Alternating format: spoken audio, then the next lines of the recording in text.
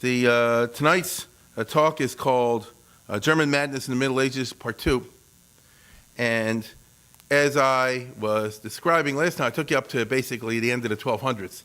This last massacre, I know it gets one after the other, but that is unfortunately a part of what the Middle Ages was in 1298. And today we're going to be covering the period of the 1300s and 1400s, what they call the 14th, 15th centuries. And as far as the Jews are concerned, most of the Jews in Europe live in Germany, or the Holy Roman Empire was called at that time, for better or worse. Actually, it was the second largest. The largest is Spain, but Germany is the second largest, the Ashkenaz as they call it. And the general history of the Holy Roman Empire in the second half of the Middle Ages is one in which you have the slipping power of the Holy Roman Emperor. And I told you last time, and it's true for Jews everywhere, that you need a very strong government for a minority to have any chance to survive.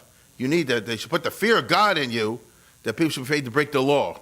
Because if you leave it to the demagogues and you leave it to the mobs, we know, as I speak right now, that the mobs are raging around the world, in Paris and in other places, and the police just aren't strong enough or make a choice not to be strong enough to do anything about it.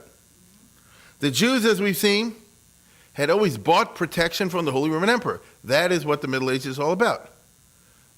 You get to the person at the top, and you make it in his interest. You have no choice. You make it in his interest or her interest to have you there and to give you basic protection for family, property, the kind of thing hopefully one would take for granted, which one could not take for granted in the Middle Ages.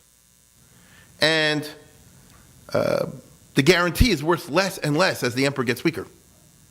So all through the 1300s and the 1400s, the Jews are always paying top dollar, but its value of that promise is less. We have charters of promises and guarantees that have been preserved in museums. You can go to Europe there and see them today, and the Latin, all the rest of it, in which the guy said, I promised the Jews this, that, and the other.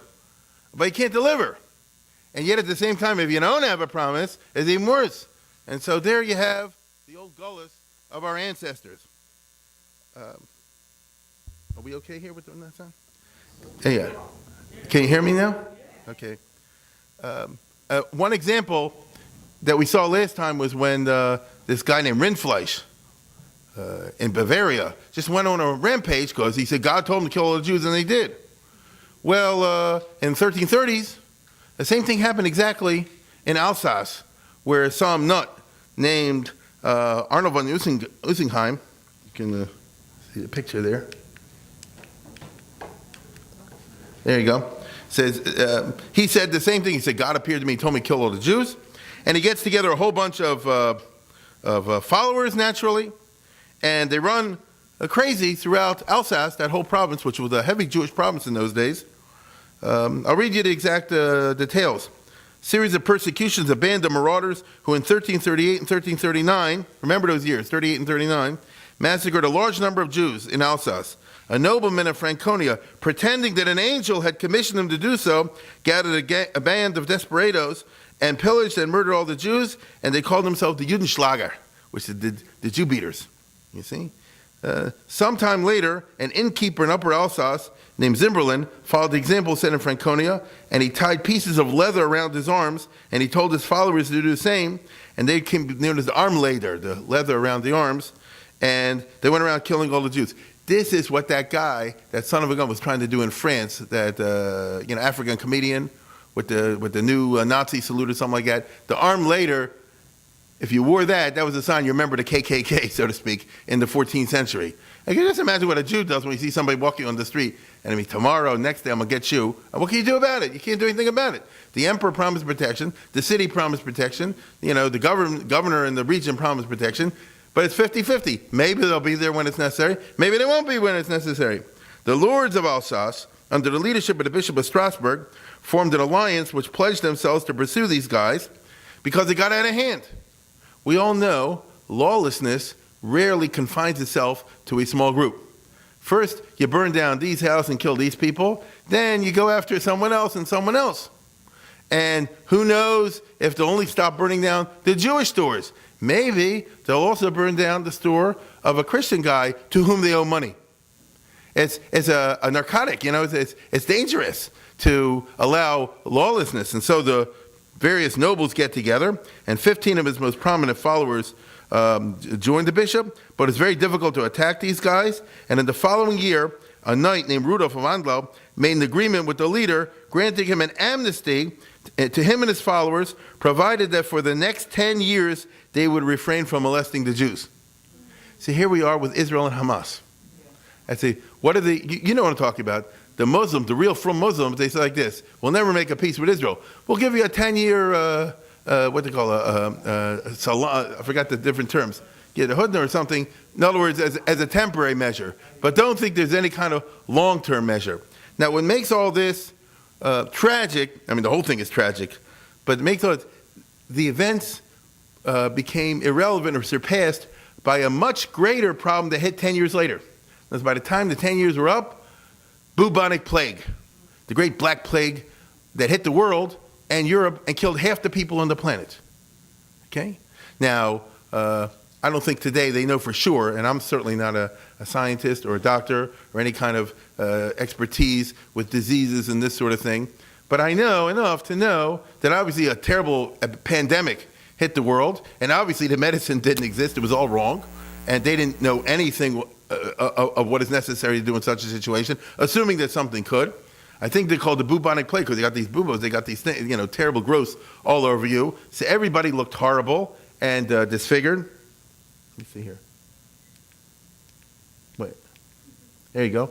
You see the terrible pictures over there? That's from that time, by the way. That's from a contemporary document. And when you realize that they knew nothing of basic hygiene, they simply didn't know, then you understand that you have a perfect storm. It's a terrible plague brought from Asia through rats and things like that. Added to the fact that everybody lives in pigsty conditions. Europe at this time didn't believe in taking baths. I'm sure you know that, and I mean that seriously. They didn't consider, in general, you and I live in an unbelievably antiseptic environment compared to what it was once upon a time. Because we don't have horses, and we don't have animals walking around and doing whatever they do, and the streets are different than what they were once upon a time, and we freak out if the garbage bag gets torn or something like that. But you imagine when you had pigs and whatever running all over the place, eating, the garbage, and in other words, it's a what's the right word? It's a paradise for bacteria, and things like this. And,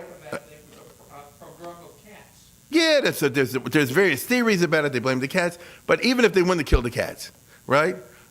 Which I'm always in favor of. He says, even if they wouldn't have done that, they wouldn't solve the problem because you're dealing with a major medical issue. Which, to be perfectly honest, even if it hit today, I'm not a doctor. Even if today would be a major challenge. You understand? Be a public health challenge of the first magnitude, and Kal v'chomer in the 14th century.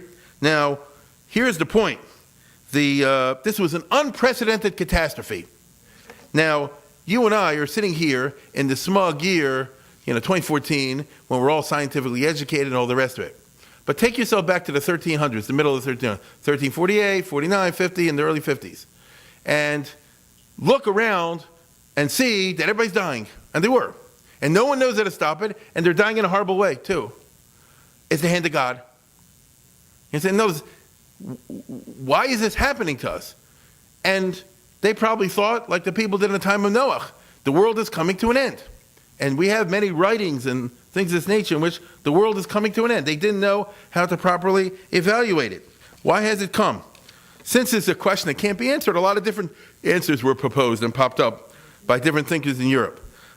Some of them said it's a punishment by God for our sins. That works. The Bible always says that whenever you have a terrible plague, it's a punishment by God's sins. Europe was not short on the sins. To be perfectly honest, it's spread all over the world. So Asia, there's always plenty of sins to go around. No question about that. Another explanation was, and this is a very contemporary one. The other explanation was, it's a biological warfare attack. If Chas v'sholem, such a thing, God forbid, if such a thing hit today, a country, it's like a movie from the 1960s. If something like this hit the country, it's attacked by evil genius or by somebody. We would have said the Russians. Nowadays they'll say Al Qaeda or something like this. Whoever your boogeyman is, that's the one who did it. And to be perfectly honest, as far as I'm aware, the only thing holding one country from doing it to the other is that the other country can do it back to you. Believe you me, Egypt, Syria, and all these other countries, Egypt, Syria, and others would like to do it to Israel, but they know Israel could do it back to them. You get it? So it's a balance of terror, which always terrifies me because you have state actors and you have non-state actors. These terrorist groups, they wouldn't mind if both countries go down as long as Israel goes down. And therefore, we're that close to biological attacks. Now, if that's true, who is launching the biological warfare against mankind? Of course, the answer is the Jews, right? Or the witches. Meaning, what group is invested in the mind of Christians in Western Europe in 1350 in wanting to kill everybody around? Well, all the people who are dying are Christians. So obviously, some group that hates the Christians. This is the mentality that swept through a lot of people's minds. And it's either the witch or it's the Jews, you see? And both of them got killed.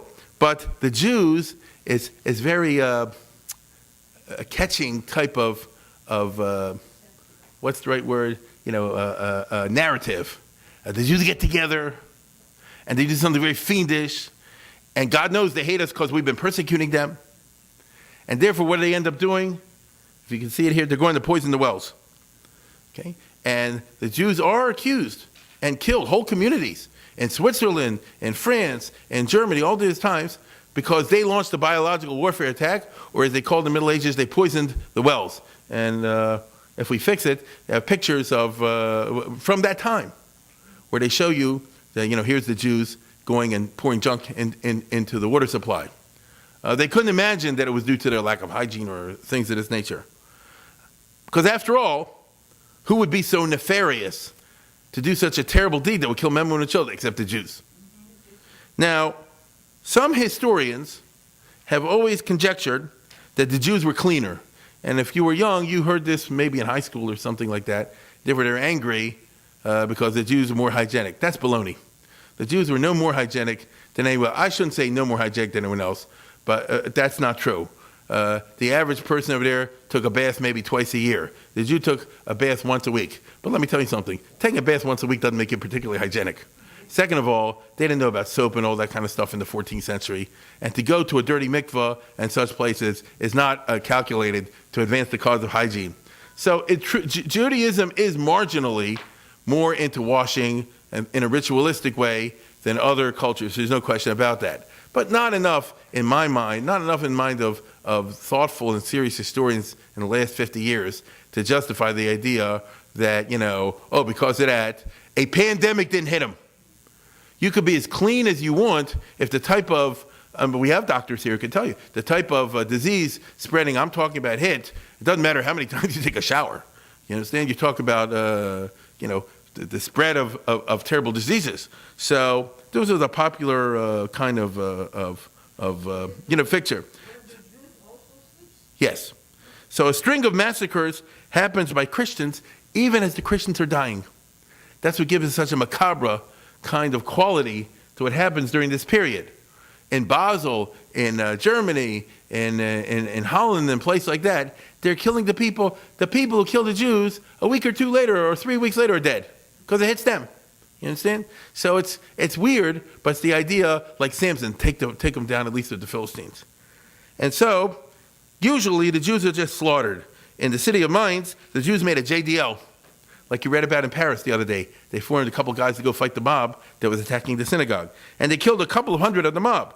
But in the end, they were overwhelmed, and they were slaughtered because at the end of the day, the Jews are a small group, a small minority, and they can't fight back. I mean, they can fight back, but I mean, it's a hopeless cause because we have a whole city and a whole town and huge groups against you, and you're so small a number. And after all the heroism is over, which we do admire, it has no chance. Now, at this time, you have a funny situation in which you have a bad Holy Roman Emperor and a good Pope. Right? The emperor at that time was Ludwig IV, and the Pope was Clement VI. Louis IV was exactly what I kept saying. Give me more money and I'll sign you more protection paper. But every time something happens in a town, he basically says like this. He says, you shouldn't have done it, but I have no intention of punishing the perpetrators. Well, what does that message send you? Okay? That's a poison message itself. And the news spreads immediately all over Germany. But the Jews simply don't know what to do. They can only go back and try to give more money again. That's the only way they know of dealing with the situation. Maybe this time, he'll really keep his word, but he never does. On the other hand, the Pope in Rome, Clement VI, let's put it this way. He tries to use reason, but to no avail. Clement is a very interesting person in the history of the papacy, and he writes exactly what you were mentioning before. It's a very interesting papal bull that he writes in which he says like this. False rumors are being spread about the Jews. This is stupid. They're dying too. This is what he writes. He says the rumors, it's not true. They're dying too. Second of all, he says, this is crazy. There are huge epidemics raging in China and in India, Mongolia, where there are no Jews. So you see, a simple, basic reasoning process shows you the falsity of the charges, but of course, they don't care. You understand? It's not about, oops, let me go this way. There's the Jews poisoning the wells, as you can see. All right? It's a French picture, naturally. And here you have Louis IV, who was the lousy Holy Roman Emperor. And here you have Clement VI, who tried his best. I mean, you got to be honest about this. You got to be fair. Tried his best to save the Jews. The only thing is, when you're dealing in a situation where the world is coming to an end, and people are dying right and left, and it looks like the end of time, they don't want to hear reasoned arguments that make sense, even if it's coming from the Pope. And so it was a terrible time to be Jewish. And as you see, the 14th century, therefore, left terrible devastation in its wake. And by the time it was over, and it only was over when it was just finished killing whoever was going to kill. By the time it was over, so the Christian communities have been devastated, 50% killed. And the Jewish communities have been devastated, including many of the rabbis and the scholars and all the rest of it. It's well known that in Germany, after the Black Plague, Judaism was tottering, and the normal forms of Ashkenazic religious authority were shattered because so many of the actual learned people had died, and a whole bunch of phonies stepped up in their place, like it was America 100 years ago. Guy gets off the boat, I'm a reverend, I'm a rabbi, the chief rabbi. There was notorious, right? I mean, we know this. Back in the early 1900s or whatever, what's that famous story? A guy gets off the boat and he tells her, you got to paint a sign, chief rabbi of the whole United States. He said, who made you the chief rabbi? He said, the sign painter. He said, why'd you say? He said, why? But that's a little presumptuous. Why do you declare yourself chief rabbi of the whole United States? He said, that way, in order to fire me, all the shuls will have to get together. That'll never happen. You understand? So once again, it's a Jewish humor way of trying to deal with a tragic situation. It was a religious chaos. And a lot of phonies flourished in this country, for example, at that time. Same thing happened in Germany, second half of the 1300s, first half of the 1400s. That's when they introduced, my friends, what we call smicha. That's where it comes from now. You understand? That you want to call yourself rabbi, show me a piece of paper. And where'd you get your smicha from? Meaning that the attempts to institutionalize the rabbinate to whatever small degree do not exist prior to the 14th century in Germany and never actually hit the Sephardic world, which is why the Barbanel, very famously from Spain, who was very learned, was a statesman, always a great Talmud Chacham, when he runs away from Spain and ends up in Italy, he said, I'm running into these Ashkenazic Jews who claim that they have papers saying they're rabbi. Like, what is that business? You know what I mean? Sounds like a Wizard of Oz. They're playing, but it wasn't funny, because how do you tell a real one from a fake one? I'll give you just a good example, which is really a problem. A guy shows up in town and says, I'm a sheikhet. The others don't know. I mean, he knows how to cut the neck and all. He says, oh, I know all the dinim and I'm doing all this right. I mean, how's the average individual supposed to know? I'll ask you a question today, right now, the year 2014. You buy tefillin or a mezuzah from somebody. You don't know. You go to the store, you say, give me a good one, not one. You have no idea what he's telling you the truth. You see? So the public, to some degree or another, requires a regulation. That's why in the modern state, in the last 100 years, 150 years, the state undertakes to regulate certain things.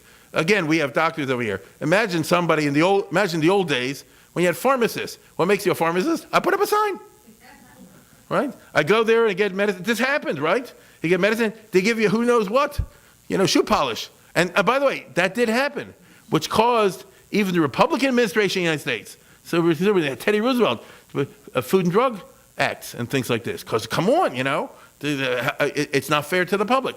So the fact that this hit to a limited degree in medieval Judaism is a result of the devastating effects of the Black Plague. So here the Jews went through a time in which they got to worry about the blood libel, and then they got to worry about the host desecration, and then, like you say, out of nowhere comes the bubonic plague, which kept away. It was a tough time to be around, a very tough time. The most dramatic story, though, and the one I'm going to talk about tonight, unfortunately, takes place in Vienna in 1420, 1421. I was supposed to be in Vienna actually this time of the year. That trip fell through, but Vienna is associated with many positive things in Jewish history, but Vienna is also associated with many negative things in Jewish history. The Jews in Vienna is an old community going back to the 10, 1100s, and what shall I say? They built up a very important Jewish center, Yiddishkeit-wise. Here, let's, I'm trying to get it. By the way, go back to that. Look what the Pope said over there. You can read it, right? Can it be true, such a heinous crime caused the occasion of plague, because look at the other parts of the world where they aren't there. So he tried to use reason with them, it didn't work. Now let's move to the next one. There is a remodel of what they call the Or Zarua synagogue, which means the Ashkenazi Jews built their own little ghetto in Vienna back in the 1200s. They had a very famous rabbi, the Or Zarua. He was like, the leading rabbi of the generation, one of them, and Yitzhak ben Moshe, and very, very, very important Ashkenazic authority. And they have a place called the Judenplatz, which is still there today in Vienna. And the Jews are doing well because they're merchants. The rest of the public isn't, mostly. And they pay off the rulers, which are the Habsburgs, who, till the day they went out of business, were all desperate for money. They were good at money. There is tremendous anti-Semitism on the part of the population, and this is true even today. I know many of you will be familiar with the famous picture. Hitler comes in March of 1938 into Vienna. They cheer him like crazy and mob him. Right? They couldn't get enough of Hitler. So the Jews are too rich. They cause the drought. They come up with anything. They're responsible, like I say, for the plagues. The dukes protect them because of the money. So you have the usual bad situation. The Jews are dependent on a tiny stratum like the duke. But as far as the public is concerned, they want to tear you to bits. There was a big fire in Vienna in 1406, which led to the mobs rushing and sacking the Jewish quarter. It's somewhat like, if you're old enough to remember, they had the riots in Baltimore and things like this. And what happened? They immediately hit all the stores and cleaned them out. So they took all the furniture and the money and everything. The Duke punishes the rioters. How? He says, well, the Jews are not responsible for any mashkin destroyed in the fire. Meaning Jews are bankers and money lenders, things like this. The Christians have many valuables that are put in for security in the house of the Jew. They're now destroyed or stolen by the mob. The mob is actually thinking like this: I owe the guy money, now I go take the IOU, or I take the watch I gave him, and now I don't own him. And the Duke says, you still got to, make good at that debt, because I get 10%. It's not the Duke is a righteous individual, but he wants his cut. Now, at the same time, in the period I'm talking about, in the early 1400s, even though what was going on, there was a tremendous set of wars going on in Europe at that time, in Austria and in Bohemia. Do you have it over there? Is it running? No, the one before.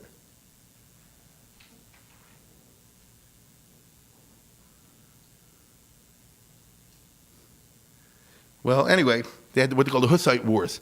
There was an attempt to start Protestantism in the 1400s, and they killed them. Well, that's not exactly true, but it didn't spread as they wished.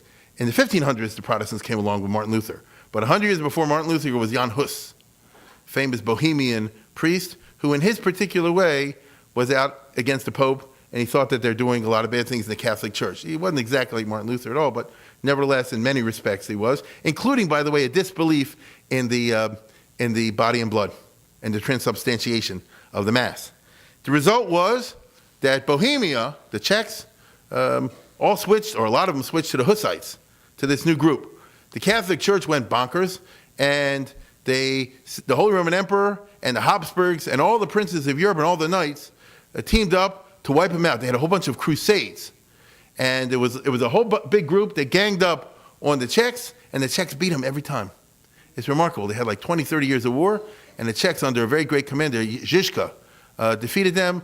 I had a movie over here to show you a piece of it, where they did very interesting things. They used to line up wagons in a certain way, and the knights would charge, and they would all get wiped out. And it was a very harsh time, and the Catholics were going crazy because they're always getting beaten. You understand? Here they raise a huge army, and they get blessed by the Pope, and they are fighting heresy, and they're doing all the right things, and they get beaten. And then they do it again, and they get beaten. And how can this small group keep beating them? But they could. The commander, Žižka, was like Oliver Cromwell. He was a big respecter of the Old Testament. Now, he was a Christian, mind you. He was a big respecter of the Old Testament. And let's put it this way. He hated Catholics more than he hated Jews. He didn't like Jews. But he hated Catholics more than he hated Jews. This is something new. And as I say, inconveniently, he keeps winning the battles. My mother is from a small town, Bardejov, in Slovakia. They used to have a statue of Žižka in the square, in which he says, "You evil people of Bardejov," because they wouldn't give him money during one of the wars. So they were so proud of being associated with him, even if he dissed them, they wanted to put up a statue to him. So you don't know that this was tough times, and this guy was a tough son of a gun. When he died, he left in his will, "Take my body, strip off the skin, turn it into a drum, and beat the drums and lead the men into battle against the Catholics." Okay, so these guys didn't fool around. Now, why am I going through all of this? Because the Duke of Austria, Albert V, you see over here, the Duke is very frustrated. Okay, can you do it to the next one? Just go to the next one. Yeah, this is going to be the mamzer we deal with tonight. He says the Duke of Austria, Albert V, who later became the king of the Germans, he's very frustrated. He keeps fighting and keeps losing. Many say that the Hussites are in league with the Jews.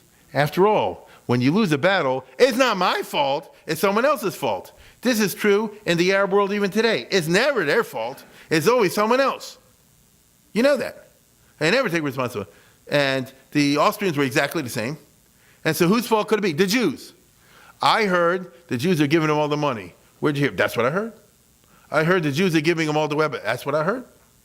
You understand? And again, you can't smirk. I know we smirk. We can't smirk and smile because this was taken seriously, and Jews are in mortal danger, even though the Jews really had nothing to do with the Hussite wars and the Hussite rebellions. I can tell you just an interesting fact that you'll never hear anywhere else, and that is that eventually, over a course of time, the Hussites were sort of like suppressed, not exactly, but somewhat.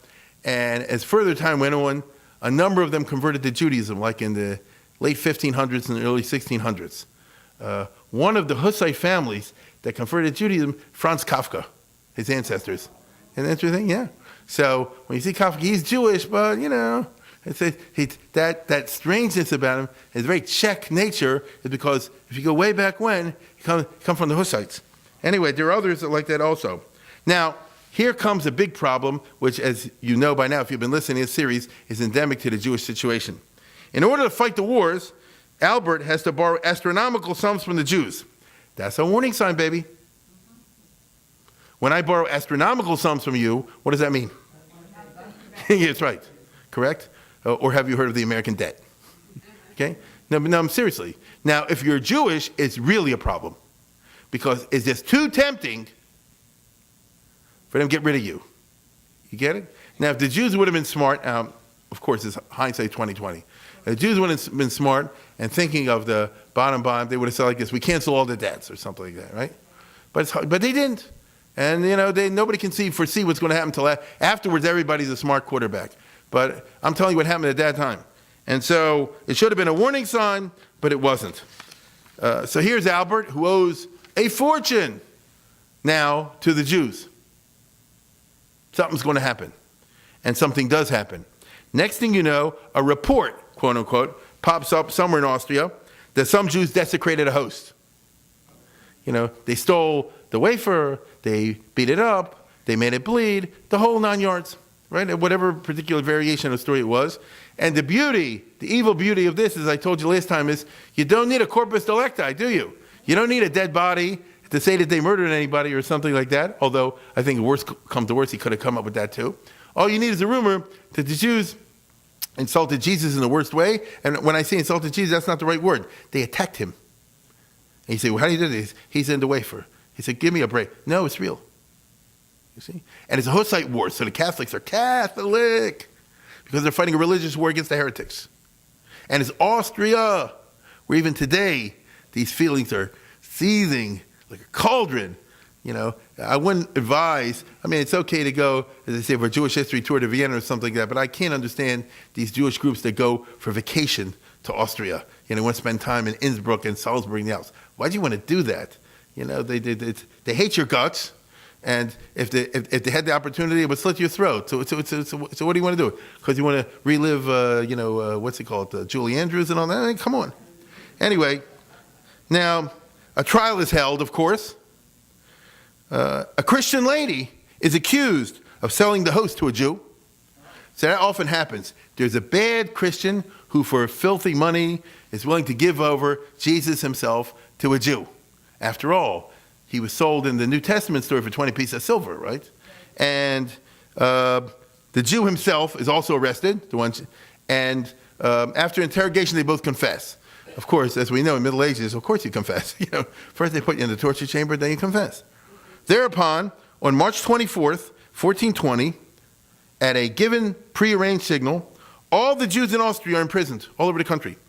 In many places, the Jews, especially the women, commit suicide because they know what lies in store for them.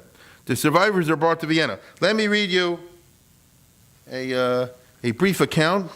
This is called the Xerus Österreich. On March 24th, 1420, all the Jews of Austria imprisoned. They knew well what fate was in store from them. For one thing, the judicial investigation was conducted by the city of Vienna, which are bitter enemies of the Jews, and so on and so forth. In order to avoid the horrors of the torture chamber and the terrors of the stake, some, like the women of Mödling and Pechtersdorf, committed suicide. In other cases, they killed one another, because that way it's not suicide. That's a halakhic sensibility. The survivors were brought to Vienna. Here, some of them, Viennese as well as Jews from the rest of Austria, were imprisoned or held captive in their houses. You'll see in a little bit that they actually took, particularly the women and children, and put them in individual houses of Christians in order to go to work on them to convert them. Another group was kept under guard in the synagogue, the Or Zeruah that I showed you before in the picture. Even the poorest among the Jews had the only shirt covering their bodies stripped away and were deprived of their last morsels of food. Then they were driven to the Danube and put on boats without oars. So what does this mean to people who don't know how to swim and all the rest of it? You're going to go down there until you get to the rapids and it turn you over and you drown. You see? But they would say, I guess, it's an act of God. We didn't do it. In the midst of this heartrending weeping of the children, the boats were pushed away from the shore at the mercy of the downward rushing stream. The next step was to interrogate those who had been held in Vienna in order to discover whether they had hidden their valuables. Do you see the foreshadowings of the Holocaust in all this? Yes. Since the property of a baptized Jew fell to the Duke, great efforts were made by means of excruciating torture to persuade the head of the Jewish community to become baptized. He was thus to set an example for the rest of the community, but he preferred to be tortured to death. Children were whipped before the eyes of their parents until their blood flowed. Adults were hanged by chains over a fire. And they all chose death and not baptism. They could have saved their life. Because this is not Hitler. At the end of the day, it's the more civilized 15th century than the 20th century. By that I mean that any Jew over here, or most of them anyway, you could always save yourself by converting. And they wouldn't do it. Young men were put in the barrels and rolled about until they died. Meaning they kept rolling them, maxing them up until they said, do you convert, do you convert, do you convert? And if you never stop, eventually you killed them. Of those who were imprisoned in the shoal, it was decided to take the children under 15 and baptize them. The prisoners thereupon made up their minds to do what they did at Masada and kill themselves. One woman was chosen by lot to slaughter the men. A woman was chosen to slaughter the women. The lot fell, one man did it to the men, one to women, I'm sorry. The lot fell upon Yonah and the 3 sons of David. Doesn't matter. It was the Shabbos of Sukkot. What is Sukkot? 1420. The men placed themselves before the Aron Kodesh. The women stood in the women's section. As is customary before a coffin, they asked forgiveness, whatever injury they caused to one another. Do you understand what I'm talking about? They're going to have a mass suicide. Before the mass suicide, so guys say, are you machal me? Bygones. It's an unbelievable scene. I don't think anyone would make a movie. It would be too tragic. Then they uttered Shema Yisrael, the Vidoy actually. First it said Vidoy. Then this guy Yonah killed the men, and the woman, killed the women. In order to keep their enemies from desecrating their bodies, he poured the oil of the Ner Tamid on the reading desk, on the bim over there. And after setting a fire, committed suicide, which means the place burned down after everyone had committed mass suicide. This is what they take you to see if you go to Vienna today to the Judenplatz. It's the same site where in 1943, 42, they took the Jews to send them off to Auschwitz. You understand? This is Jewish Vienna, so to speak. Now, the anger of the Duke was aroused by such violent conduct. That's a lie. Yeah. But maybe yes, maybe no. And I'll tell you why. The Pope, the Jews who were not there in Vienna heard what's going on and immediately wrote to the Pope. Now, this is in 1420. It's a different Pope, Martin V. Now, again, I don't expect you to be papal scholars or anything like that, but the names I'm giving you today, Clement and Martin, these are famous figures in the history of the Catholic Church. Martin V, shall I say, he's the one who ended the schism of the Western Church. Not that that means anything to you, but he's an important person. He had already shown himself, it was the Pope set 1417 already. Let me just give an aside. The Jews in Spain went through a terrible persecution starting in 1391. I spoke about it in the past. And there was a lot of killing and things like that. And it went on and on and on until this guy became the Pope. And then he said, enough is enough. That's when it stopped. So he's a very important figure in Jewish history. And he had already shown himself relatively nice to the Jews in 1419 in responding to Jewish delegates for what they call the Council of Forli. See where Forli is up there in Italy?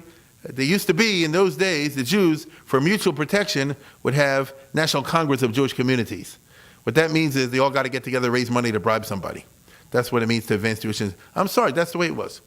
And in this case, if you want to get justice from somebody, I repeat, if you want to get justice from somebody, you got to pay him off. You hear what I said? Not to get a favor, but to get even deal. You understand? You have to pay him to do what he should do anyway. But in the Middle Ages, it wasn't considered that I should have to do what I ought to do anyway unless I get rewarded for doing the good deed. Having said that, this is a good Pope. And so they went to him, and there were all kind of decrees that had recently been passed against the Jews, and he did cancel them. I will share with you something interesting. This same Congress of the Jews, who knew what a terrible time they're living through, listen to what I'm describing here today, issued several decrees pertaining to the internal affairs of the Italian communities, which were evidently intended to elevate the moral tone and to avoid everything that might attract the envy of the Christian population. The age-old problem that the Jews walk around too swaggeringly and too uppity. Particularly, this notorious the Jewish women. Now, I'm serious about this. You understand? It was always the case that whatever the guy dressed like, the women so it's supposed to be like a ghetto or Jewish neighborhood, they always dress better than anybody else, fabrics more than someone else can get. It's stupid to do that. You create a tremendous hatred which builds up and then blows up into these kind of explosions that I'm describing. The people were forbidden to play cards or dice or permit such games in their houses. Men and women were forbidden to wear luxurious garments or ornaments or go through the streets in large numbers because a small Italian town is a chasana. All the Jews get together. It might be altogether 100 people, but to the person who's not Jewish, there's 1 million Jews here. Right? I've told 1,000 times the story, at least 1,000 times the story that, but it's the truth, that CBS News back in the 60s, when I was a kid, did a show on anti-Semitism. And there's Walter Cronkite in Louisville, Kentucky. And he's talking to a lady who's not Jewish. And they're taking and say, how many Jews is America? 50 million, she says. And Walter Cronkite says, what would you say if I were to tell you, ma'am, actually that's incorrect. It's not 50 million in America, it's actually 5 million. She said, 5 million? They must all live in Louisville. Yeah? Now it's funny, it's not funny. So therefore they say like this, you see 50 Jews getting together to go to a wedding in Forlì or in Florence or something like this. Oh my God, it's a Jewish invasion. Correct? And to be perfectly honest, it's true today. If a large number of Jews gather in any one place, oh, what's going on over there? They're taking over. You see? So it's a problem. So they prohibited this by a series of takonos. To display at banquets and family festivals, pompous escorts of brides were greatly restricted. Because Jews like to spend money on a chasana. And a small Italian town is too blatant in the face. And the chasana might end them in blood. Sexual immorality particularly was condemned. Decrees were to remain in force until 1426, and so on and so on and so forth. So it was interesting times the Jews were living in. The Pope issued a tough bull, a papal bull, which he said like this: what's going on in Austria is totally against the Catholic religion, it's unconscionable, and it's a terrible crime. Now listen to this, you won't believe what I'm about to tell you. The Pope issued a bull in which he threatened any priest who converted a Jew by force or pressure, particularly a Jewish kid, with excommunication. This is tough language in the 15th century. It's tough language in the Catholic Church today, but not like it was then. It was much more serious. And it's interesting. The Pope was a Pope, and he said like this: they can't thrive, but they can survive. And the rules are, you can't force them to convert. That goes back to St. Augustine. You can't force them to convert. You understand? I don't like the fact they didn't convert either. I'm waiting that they should, as he puts it, the cataracts should fall off their eyes and they should see the truth. But you can't force them to convert. And to kill the parents by putting them on a ship and turning the boat upside down and taking the kid and putting him in barrels and torturing him until they say, yeah, you can't do this. Okay? So that's pretty tough words. This is what made the Duke of Austria start to have a little bit of fidgeting. You understand? Because as a Catholic ruler, he didn't want to push it too far, and this Pope looked like he was taking things a little bit too seriously, okay? The result is there seems to have been a slight easing among the Jews, women and children, who have been held in confinement in Christian homes and in various places, some of whom were therefore able to escape.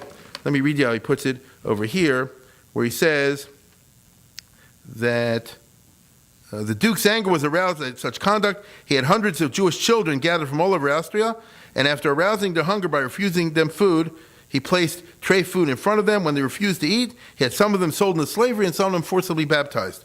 On the 12th of March, 1421, doesn't sound like he's there, those who were still alive were brought to the judgment place in the High Market and told they had been condemned to death. 92 men, 122 women were gathered in the Grunzweid in Erdberg and burned alive, and they're very proud of it. Let's see the next picture. Go back. The other picture, there. Okay, this is a colorized picture from a Catholic, etching in Austria in the 1400s. They think it's great. This was not put as a horror picture. It's actually prominent in a church somewhere in which you see they're doing the right thing. You don't know who you're dealing with. That's what I'm trying to tell you. You don't know who you're dealing with when you deal with these kind of countries. And it is what it is. Previously, an attempt had been made to save the souls of those who already lost their property. There was, however, meaning the Jews that they're talking about, so a Jewish chronicler reports, spat at the Duke with disgust and went to their death as joyfully as they were going to a chasana, and they said Shema Yisrael and so on and so forth when they died. So in other words, the hatred that the Jews felt by the Austrians, they repaid tenfold, but they got burned to death. So the whole Jews of Austria, of Vienna, Vernichtung, just totally destroyed. And this is called the Gzera Vienna, or the Gzeres Österreich. And as I said, the Pope was against it. Now I want to tell you an interesting aside. This same Pope, who was good to the Jews, if you want to call it that, as far as Austria is concerned, as far as Forli is concerned, this same guy was tough to the Jews, and he issued a notorious Gezerah called the Gzeres Hayam, which obtained all throughout the 1400s, throughout the 15th centuries. You know what this is? You recognize it? This is in Jerusalem. You know diaspora yeshiva? Now you know what I'm talking about, right? So they call it Har Zion. I don't know if it's a real Har Zion. This is called Har Zion. It's the yeshivas up there. So maybe you read in the paper, like I did, a couple weeks ago, when they killed that Arab child, the local Arabs rioted, and these guys threw cholent at them. Did you read that? Okay.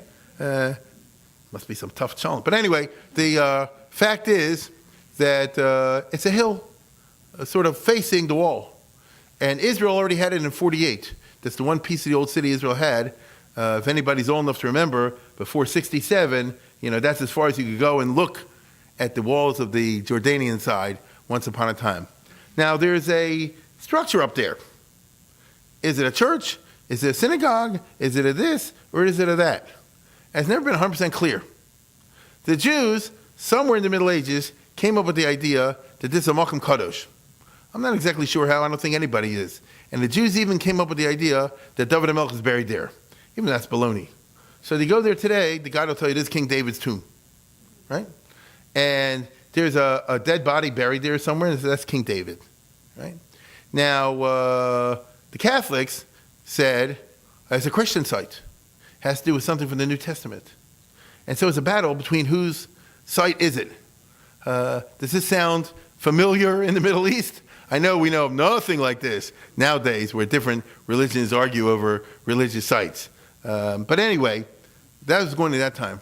In the 1400s, Palestine was ruled by the Egyptians, by the Mamelukes. These were the rulers of Egypt. And the Jews and the Christians are there for non-Muslims, and they're roughly held in equal contempt. And the Jews in Yerushalayim were Yerushalmis, like today. They have attitude, you understand? They, you don't mess with them. And you might tell like this. He said, how can a Jew act uppity? And it can happen. And so here you have the 1400s, 1420s, and it's physical fights over is it a shul or a church? So you can just imagine the scene. And they both dare to do it because the Muslims are in charge, so they don't care. Eventually, the Jews go to the Turkish ruler, it wasn't the Turkish, the Mamluk ruler in Egypt, and they say, kick the Christians out. It's a Jewish site. What does the Mamluk ruler say? He says, if this is King David, he's a hero in the Quran. Jews and Christians both out. It's a Muslim site. You see? Now, later on, under different circumstances, the Muslims evacuated, weren't interested in, and then the Jews and the Christians came back in, primarily the Christians. When this happened, what I just described to you, the news spread to Europe, and the Christians were so angry at the perfidy of the Jews, and it cost them one of their holy sites, that the Pope said that a Gezeres Yam, no Christian ship, no European ship should transport a Jew to Palestine, to the land of Israel. And if a Jew is found on a ship, throw him overboard. And they did. And so for 50, 60 years, something like that, you couldn't go to Israel in a normal route. And therefore, nobody went to Israel. You understand what I'm saying? Theoretically, you could walk through what we call Turkey. That's not practical. And theoretically, I guess you could go to Egypt and then transfer there. A few people did that. But it's very, very hard. The regular route from Venice to Jaffa or Akko are 12 days. Those who were with me in Venice, they have a whole Venetian Navy tradition, which had those triremes and so forth. They just hug down the coast, down the Adriatic, and it's not as far as you would imagine. But for a long, long time, it couldn't be done. The Bartanura, who famous Italian rabbi, moves to Jerusalem in 1488, writes, he said, I heard recently they got rid of that gezerah. So the popes are good, the popes are bad, but in Austria it doesn't help. I might add that the state of Israel, when they took over this territory in 1948, and since then have been tangled with the Catholic Church, which did not recognize Israel in 1948, and didn't recognize Israel, as you know, until Pope John Paul II. And there was a lot of, I won't say behind the scenes because it wasn't behind the scenes, a lot of diplomatic tug and war and a lot of anti-Semitism and fights going on between the state of Israel and the foreign ministry on the one hand, and the Roman Catholic Church on the other hand, where the Catholics have been trying to kick the Jews out of Har Zion and say it's exclusively Christian territory ever since then. And the result is that we've had a lot of bad blood, as you might imagine. And I'll tell you something interesting. Take a look at the next picture.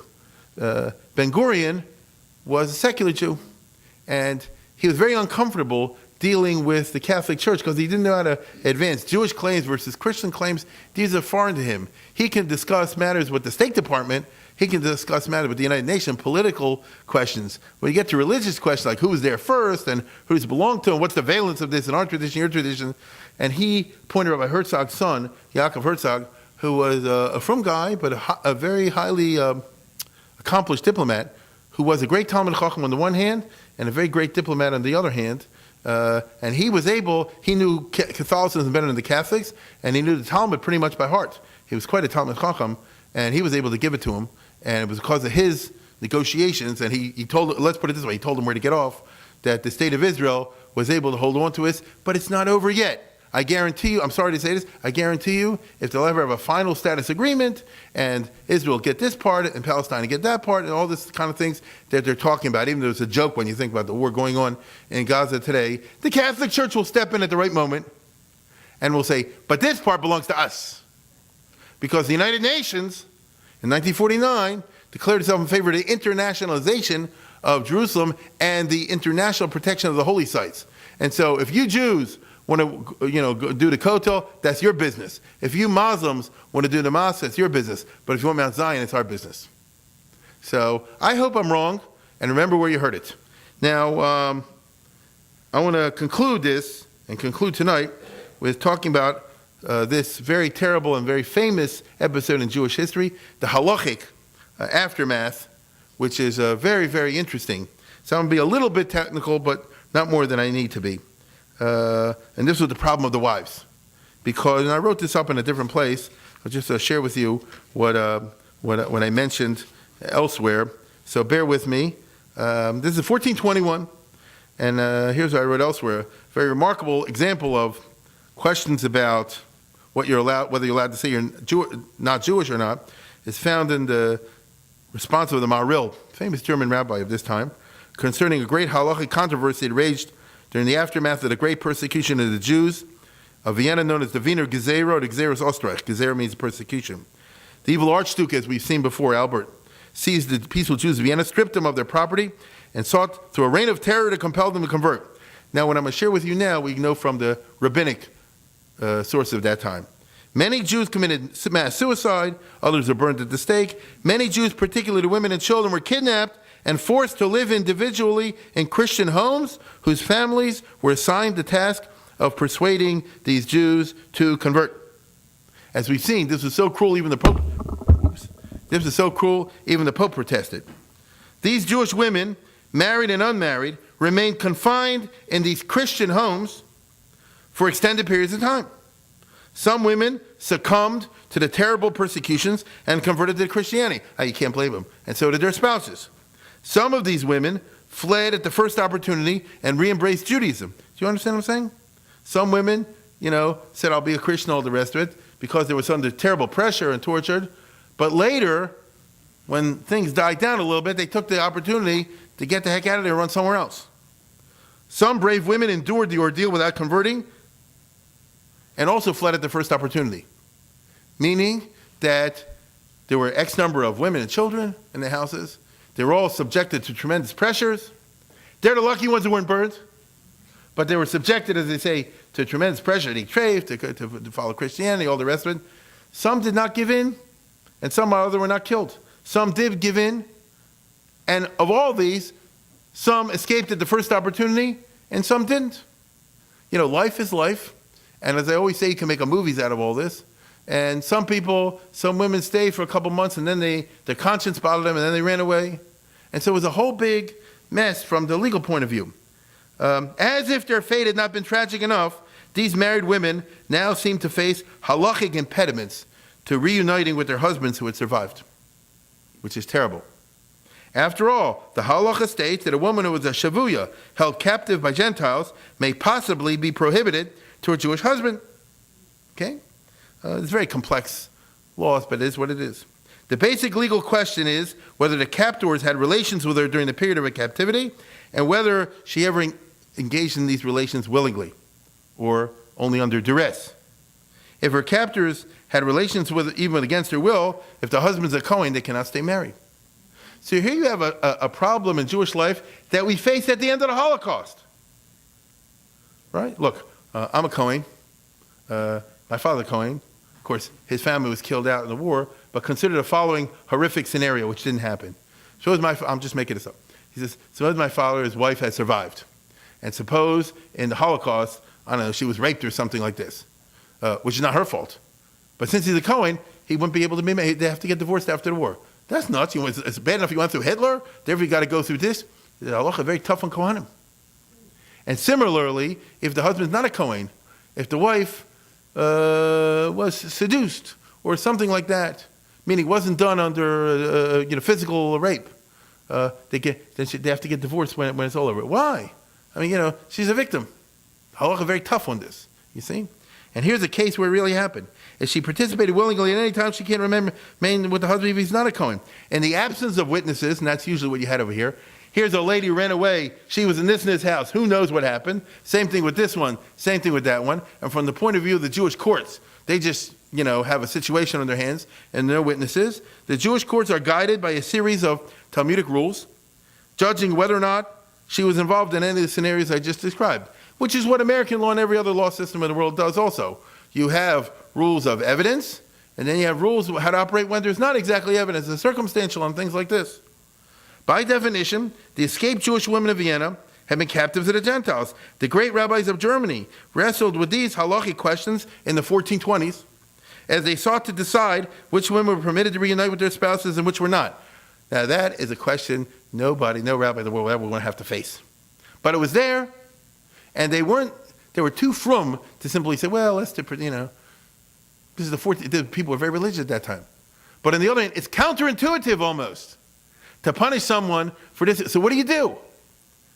You'll be shocked to hear that it was more than one opinion.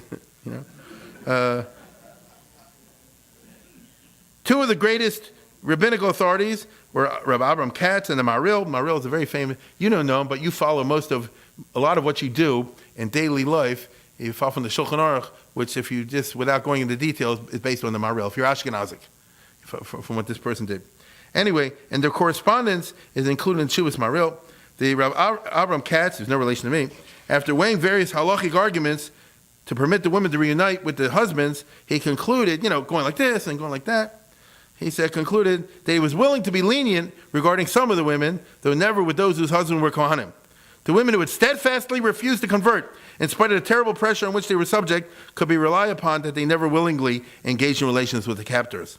Their spiritual determination not to sin had been demonstrated, although it didn't prove that they weren't raped. Now here you have the language of a judge. What do you do? There's circumstantial evidence.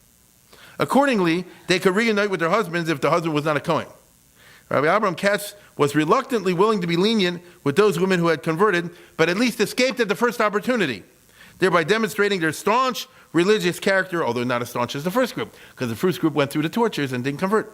So look, this is the Jewish reception of tragedy. They try to react to it in halachic fashion, even though it seems very strange to us today. He was not willing to be lenient with those who had not escaped at the first opportunity. These is suspected of succumbing to pressure and engaging willingly in relations with their captors at one point or another in the course of their ordeal. In other words, in his opinion, all the women were presumed to have relations with the captors, but only those who had not escaped at the first opportunity were not given the benefit of the doubt. Okay? And if his husband's a Kohen, forget about it.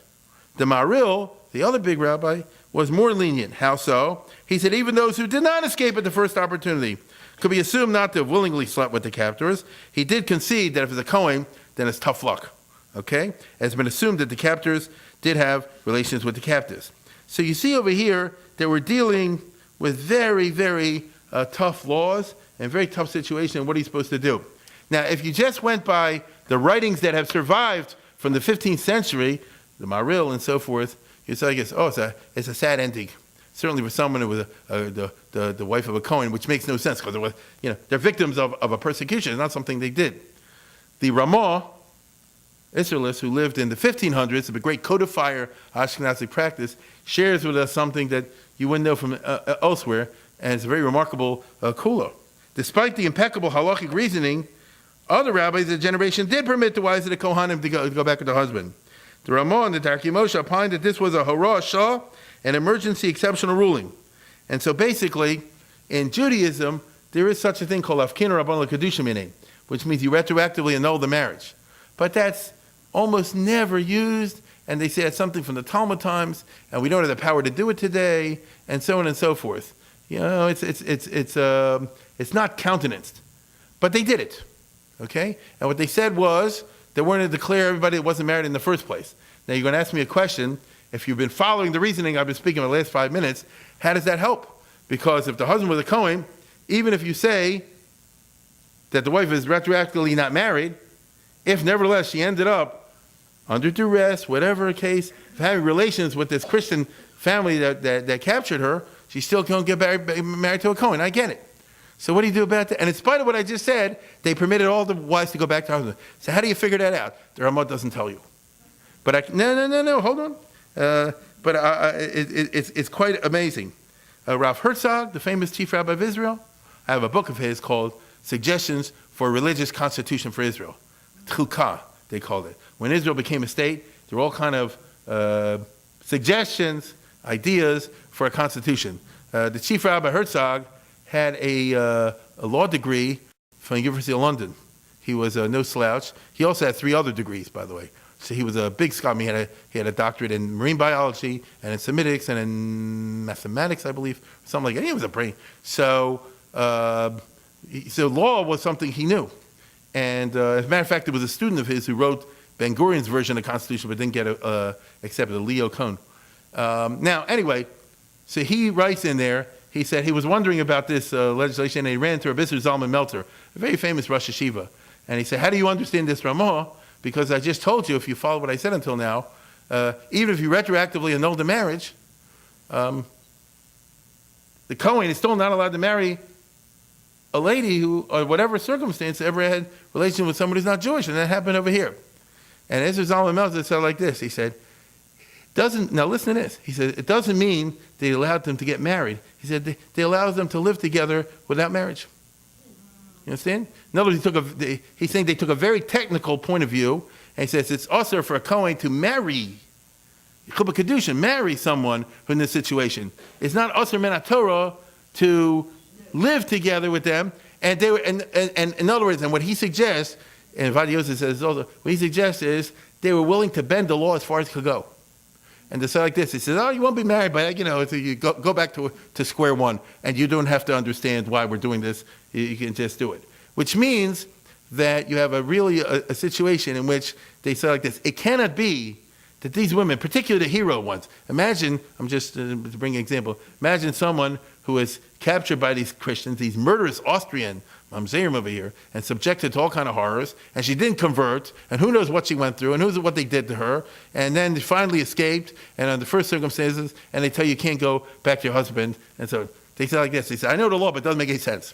You understand? So we're going to figure out some way to make it work, and it was considered like a certain one-time deal, and the people who passed these rules were the greatest rabbis of Germany. And so nobody challenged their ruling. It's a rare but very remarkable episode of extreme, what's the right word? I don't want to say leniency, extreme flexibility on the part of here. And I can tell you right now, the big rabbis in Germany, they're all relatives of these people. There's very much classic responsive fashion in which this is some story like you're reading today, in a yeshiva or in a speech in their Talmud, it's about somebody else.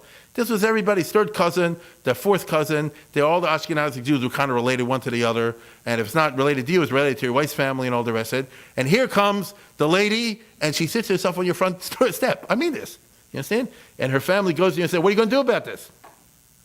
What are you? The Maril or something. What are you going to do about this? And it's just a very, very interesting and famous episode over here.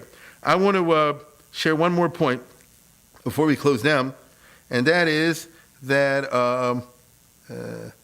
I'll just share you how I wrote it. As we've seen, the crucial legal question when there's no witnesses was determining the character of the women. Did they run away right away? Did they not run away and all that? Did the fact that some of the women had converted indicate a weak religious character, leading a Beis Din to suspect they may have willingly slept with the captors? After all, the Yerushalmi states that a woman has a legal right to say that she's not Jewish, even though the Mishnah in Sanhedrin says it's an act of idolatry. What about, did the women in Vienna who said that they said, I accept Christianity, he says, I'm a Christian, did they commit idolatry? Here the Maril adopts what I call the Bill Clinton principle. You understand? What does the word is mean? And I do mean it. It's always very interesting to me. I'll tell you exactly. The Maril makes an important distinction between purely verbal conversion and conversion accompanied by conversionary acts. If a lady says, I'm a goy, it doesn't mean that she converted. We have the right to assume in halacha that she was using deceptive language. Although goy means a Gentile, it also means a nation. I'll give you an example. Ato echad, v'shemcha echad, mikam Yisrael, goy echad ba'aretz. We're a goy. The Jews are referred to goy kadosh, holy nation. So whatever they might think her to mean, when she says I'm a goy, she meant I'm a Jew. You see, what does the word is mean? Okay. Later in his correspondence, he makes the point even more clearly. I'll read it in Hebrew and translate it. Devade bekuli lishna kula laharim v'lomer mitzris adomis kaigam al shema umos v'yisrael nami nikri hachi kamo uri achiti tzelak amoni chanan amizri v'kein arabos. All of which means that you can be deceptive regardless of the wording. Even if somebody says I'm an Egyptian or an Edomite or similar, we find people in the Bible that were called by these names. And therefore, I never meant to say I'm not Jewish. I was just using a fancy language. Even if someone said I'm a Christian, Bafilu Hanotzri, even if someone says I'm a Christian, what does that word mean? I'm a Christian. Christ means anointed. Christus is anointed. A pach shemen. The Jews are anointed people. I'll take a bit Mashiachai. This is what he says. Okay? He says, I feel a notzri, shenikr babalat Mashiach, al shem ahu gavra, shem reshu Mashiach, Yisrael nami nikr Mashiach Hashem, I'll take a Mashiachai, v'kai gam b'chol Hashem. So notice, basically, he wanted to make the argument, you can't hold any of these women guilty for anything they said, because anything they say, if what does is mean? Right? If someone says, I believe in Christ, they can just say, I believe in a Mashiach. Well, you and I also believe in Mashiach also. They can think whatever they want. You see? And so, again, you see, the law was squeezed for all it could hold because they were trying to deal with a tragedy of what I would call the unprecedented proportions, even in the terrible Middle Ages. So, what emerges from all my remarks tonight?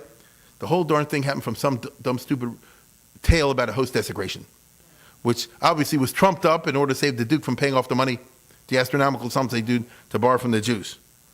The intervention of a ruler against the Jews was rare. And I just described one tonight. And if you noticed, in all the cases I mentioned before, it was a mob. But in the case I mentioned tonight, the Gzeres Ostreich, it was the government. When the Jews are faced by the government, they're doomed. This foreshadowed Hitler, with the only exception that you could get out by converting. Do you follow what I'm saying? All the terrible cases that I mentioned never involved the king going against them. Because if the king goes against it, obviously you are going to get killed. The Jews don't have the power to withstand that. And what happened when the king went against the Jews in Vienna? Each and every one of them were killed. They all burned at the stake. Except these women, in these funny situations. And so you see over here that the Jews face a very tough conundrum. You got to be in good relations with the ruler, and that doesn't guarantee you anything. But if the ruler turns on you, then it's the worst of all possible situations. That's why, with this I close, when you read about German and Austrian rabbis in the 15th century, in the 1400s, you're amazed. People like the Trumas Hadeshen and others, they lived under very challenging situations. And they had to hold their flock together and at the same time deal successfully with the rulers and with the mob. Why Jews would want to continue to live in places like Austria? Parnos, you have no choice. The Trumas Hadeshen, I said before, was a very big rabbi. His mother was killed in the massacre I just described, where she's one of the people that was killed in the synagogue. And he used to tell the story over to his students every Tisha B'Av. We noticed because he left the student who described everything that his daily schedule. Every Tisha B'Av, we sit there and talk about the Gzeres Ostrach. So here's a person whose parents were killed, mother was killed at a very young age. And what did he do? He said like this, I can't let this get to me. He grew up to be a very famous Jewish leader and was a significant scholar. And he built a great yeshiva, by the way, in Wiener Neustadt, not too far away from Vienna. And you're amazed. Why would anybody want to stay there? How could anybody stay there? All the rest of it. The Jews had to develop from within the kind of fortitude which says that no matter what happens to the right of me and what happens to the left of me, I'm going to go forward. As you and me, we're in this together, but we're all alone, like King David says. And I can't allow what all these nuts do around me to get to me and tear me down. Because if they tear me down mentally, then they win, and we are not going to let them win.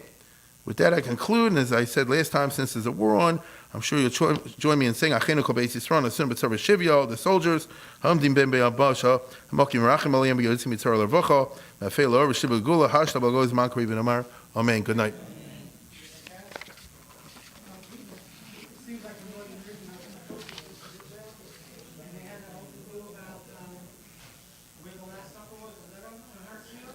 No, there's a suggestion that it's there, but it's not. Yeah, there's this, the way it works is when you're defending religious tradition, you add on new things over here. This is where this happens, and that's where the Arabs do it too. The Jews do it too. I'm sorry. We're going to do this on Sunday. Yeah.